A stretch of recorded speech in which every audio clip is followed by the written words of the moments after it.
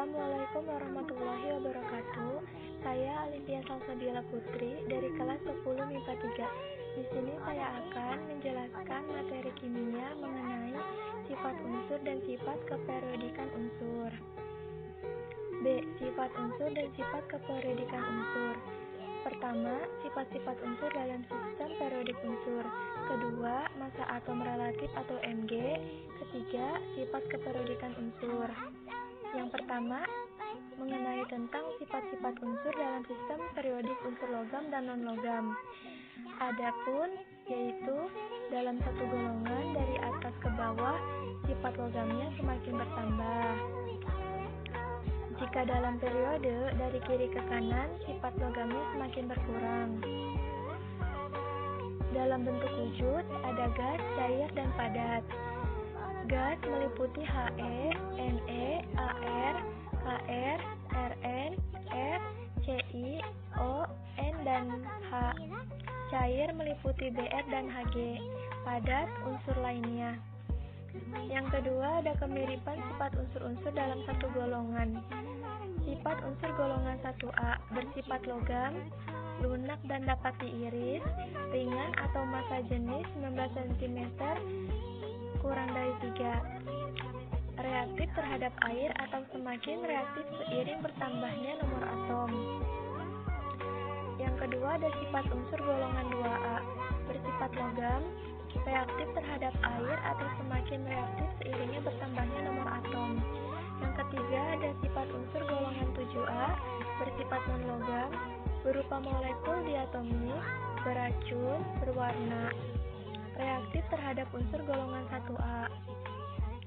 Yang keempat, ada sifat unsur golongan 8A bersifat non-logam, berwujud gas monoatomik, sukar bereaksi dengan unsur-unsur lain, titik leleh dan titik didihnya sangat rendah.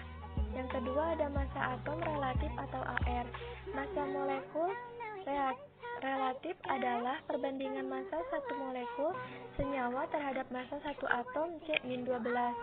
M unsur X sama dengan massa satu molekul 1X⁻2 per 1/12X massa satu atom C-12. Yang ketiga, ada sifat keperiodikan unsur. Sifat keperiodikan unsur adalah sifat-sifat yang berubah secara beraturan sesuai dengan kenaikan nomor atom unsur dari atas ke bawah dalam satu golongan atau dari kiri ke kanan dalam satu periode. Sifat keperiodikan unsur dibagi menjadi 4, yaitu jari-jari atom, energi ionisasi, afinitas elektron, dan keelektronegatifan. Yang pertama, ada jari-jari atom. Jari-jari atom adalah jarak dari inti atom yang ditempati elektron terluar. Dalam satu golongan dari atas ke bawah, jari-jari atom semakin besar. Dalam satu periode dari kiri ke kanan, jari-jari atom semakin kecil. Yang kedua, ada energi ionisasi. Energi ionisasi atau potensial ionisasi adalah energi minimum yang diperlukan oleh atom netral berwujud gas untuk melepaskan elektron. Jika dalam satu golongan dari atas ke bawah, energi ionisasi semakin berkurang. Jika dalam satu periode dari kiri ke kanan, energi ionisasi cenderung bertambah. Yang ketiga, ada afinitas elektron. Afinitas elektron adalah besarnya energi yang dibebaskan satu atom netral dalam wujud gas. Semakin besar energi yang dilepaskan suatu atom, semakin mudah atom-atom tersebut menangkap elektron. Dalam satu golongan dari bawah ke atas semakin berkurang. Dalam satu periode dari kiri ke kanan bertambah. Yang keempat, ada keelektronegatifan. Keelektronegatifan adalah kecenderungan suatu unsur untuk menarik elektron sehingga bermuatan negatif. Jika dalam satu golongan dari atas ke bawah, keelektronegatifan semakin berkurang. Jika dalam satu periode dari kiri ke kanan, keelektronegatifan semakin bertambah.